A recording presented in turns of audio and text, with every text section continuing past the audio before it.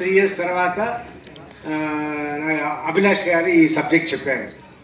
చెప్పగానే నాకు చాలా నచ్చింది.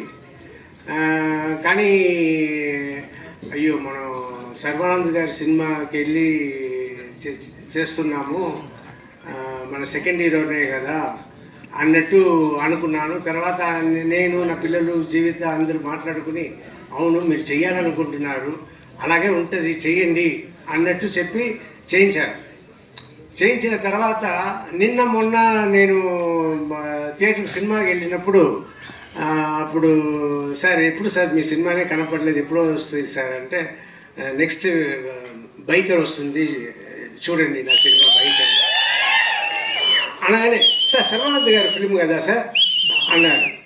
ఏంట్రా నా సినిమా అంటున్నా, సర్వానంద్ గారి సినిమా అంటున్నా? అవునవును సర్వానంద్ గారి సినిమా. తర్వాత నేను చెప్పడం అంతా సర్వానంద్ గారి సినిమాలో నేను ఉన్నాను, మీరు చూడండి థియేటర్లో అన్నట్టు నేను చెప్తూ ఉన్నా.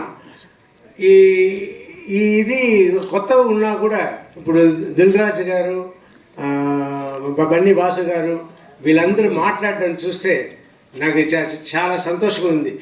ఒక పక్క అయ్యో సెకండ్ లెవెల్కి వెళ్ళిపోయామే అన్నట్టు అనిపిస్తుంది. కానీ మా అమ్మాయిలు ఒకటే అన్నారు, డాడీ అదంతా ఇంత ముందు డాడీ, ఇప్పుడంతా లేదు, అందరూ ఒకటే, సో మీరు సెకండ్ లెవెల్ థర్డ్ లెవెల్తో అనుకోవద్దు అని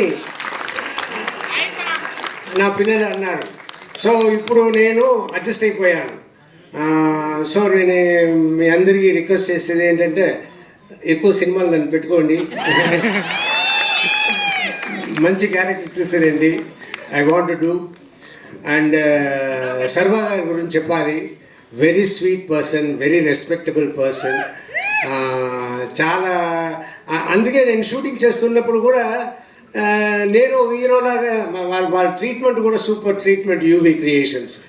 నేను హీరోలాగానే వెళ్ళాను, హీరోలాగానే వచ్చాను, ఆయనను హీరోలాగానే నన్ను చూసుకున్నారు. It's great, everything is great and waiting for the release April 3rd. Thank you.